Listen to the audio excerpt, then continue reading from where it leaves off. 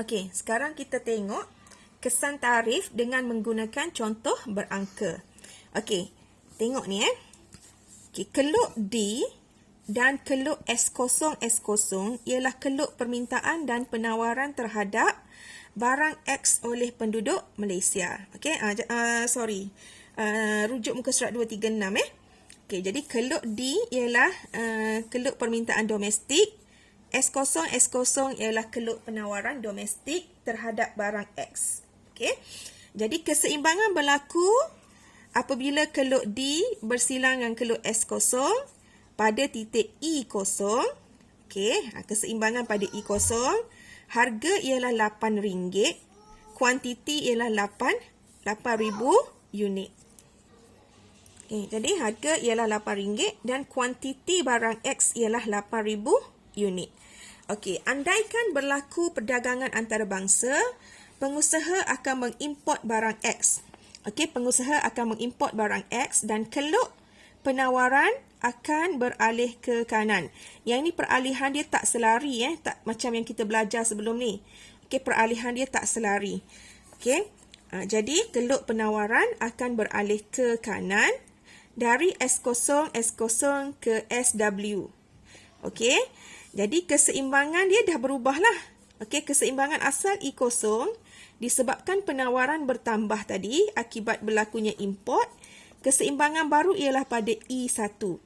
Okey, keseimbangan baru pada E1, harga RM4 dan kuantiti ialah 13,000 unit. Okey, jadi kita lihat selepas perdagangan antarabangsa, harga barang turun dari RM8 kepada RM4. Kuantiti barang X meningkat daripada 8,000 kepada 13,000 unit. Okey. Dan kalau kita lihat pada harga RM4 ni, iaitu harga selepas berlaku perdagangan antarabangsa tadi, pada harga RM4, kita lihat berlaku lebihan permintaan sebanyak ni pada harga RM4 kita tengok penawaran domestik ialah 4,000 unit. Okey, pada harga RM4 penawaran domestik ialah 4,000 unit dan permintaan domestik ialah 13,000 unit. Okey, jadi dekat situ kita nampak bahawa berlaku lebihan permintaan. Berlaku lebihan permintaan sebanyak 9,000 unit. Okey. Okey, macam mana 9,000 tu? Sebab penawaran 4,000, permintaan 13,000. Okey, jadi berlaku lebihan permintaan sebanyak 9,000 unit. Okey, 9,000 unit ni kerajaan akan import. Okey, kerajaan atau firma dia akan import barang X sebanyak mana lebihan permintaan tu? Iaitu sebanyak 9,000 unit. Okey. Seterusnya. Okey, seterusnya, sekiranya kerajaan mengenakan tarif ke atas barang X sebanyak RM3. Okey, dikenakan tarif sebanyak RM3, maka tarif akan menyebabkan kos pengeluaran firma meningkat.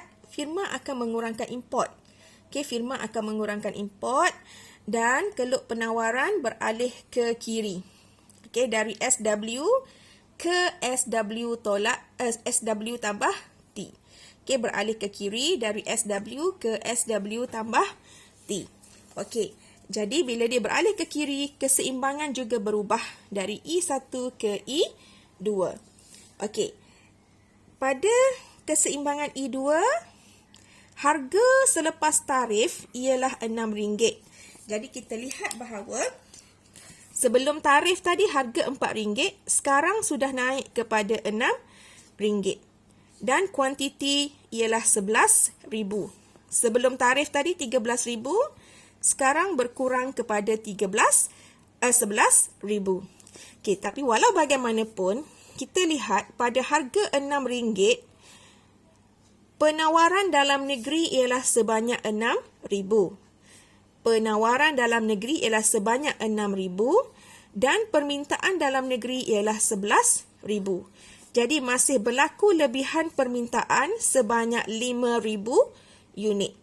Okey, berlaku lebihan permintaan sebanyak 5,000 unit dan kerajaan akan import sebanyak 5,000 unit tu.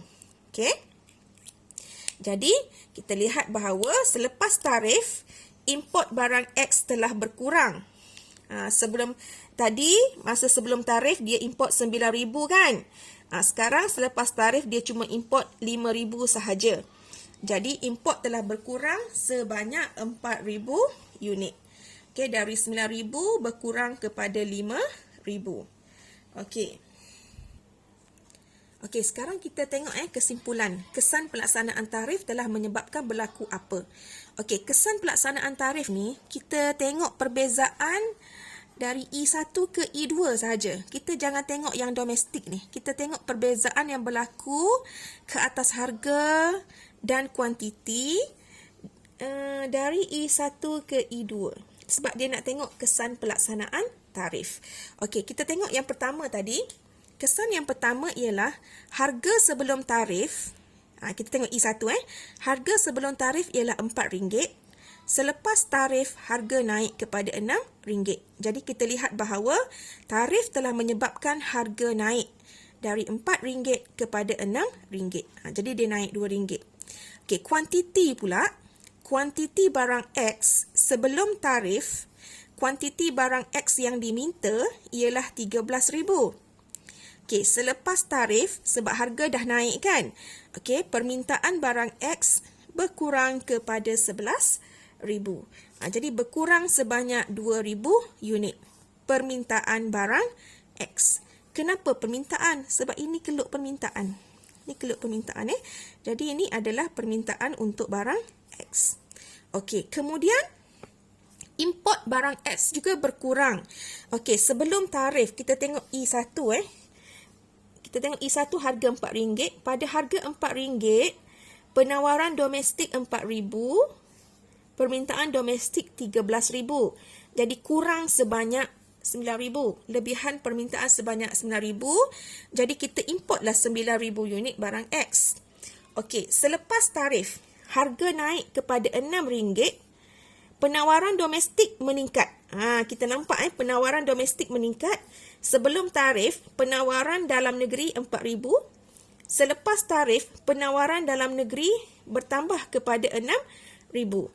Manakala permintaan pula berkurang dari RM13,000 kepada RM11,000. Jadi kita lihat pada harga RM6, penawaran domestik RM6,000, permintaan domestik RM11,000, wujud lebihan permintaan sebanyak RM5,000. Jadi kita akan import RM5,000. Jadi kita lihat import berkurang dari RM9,000 kepada RM5,000. Okey. Seterusnya, imbangan dagangan bertambah baik.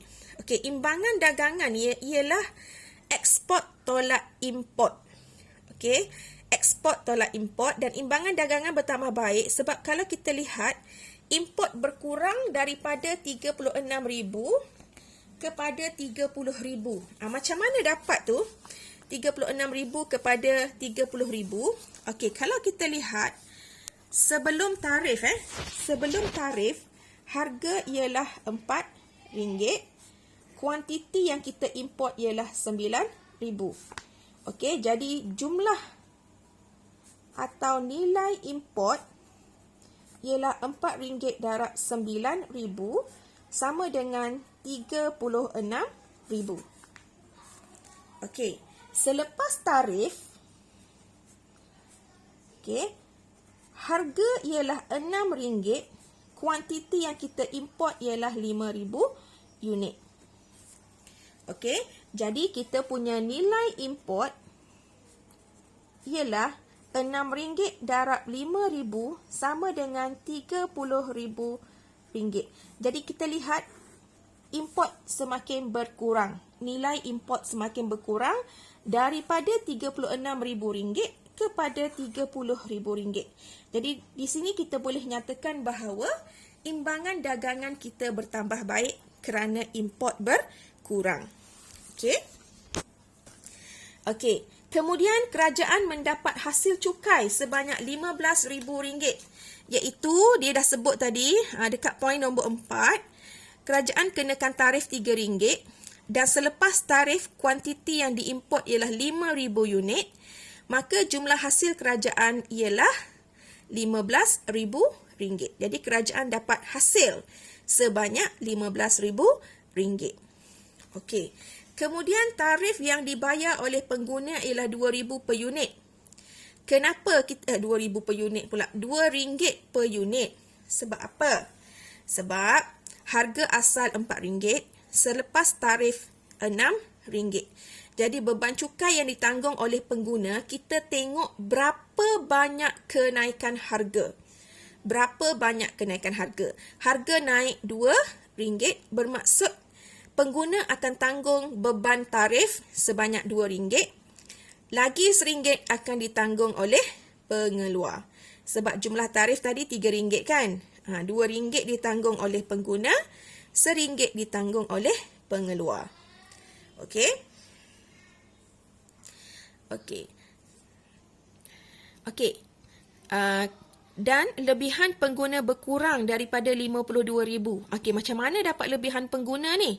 Okey, kita tengok lebihan pengguna sebelum tarif. Okey, lebihan pengguna sebelum tarif, awak ingat formula dia setengah darab tapak darab tinggi. Okey, setengah darab tapak. Okey, ni sebelum tarif kan kat sini, keseimbangan dia. Jadi, lebihan pengguna setengah darab tapak 13 darab dia punya tinggi 12/4, 8. Jadi itu ditulis kat sini. Setengah darab RM8 darab 13,000 unit. Dapat RM52,000. Okey, ni sebelum tarif. Selepas tarif.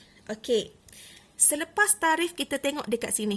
Sebab ini adalah keluk penawaran selepas tarif kan. Okey. Jadi selepas tarif, lebihan pengguna ialah setengah darab tapak. Tapak ialah 11 darab dengan tinggi. 12/6 darab 6. Jadi setengah darab tapak dia 11, darab tinggi dia 6. Okey, jadi sama dengan RM33,000. Okey, sama juga kira lebihan pengeluar pun sama. Kalau kita tengok, kalau awak kira lebihan pengeluar bertambah daripada RM19,500 kepada RM23,100. Okey? Jadi itu saja untuk hari ini.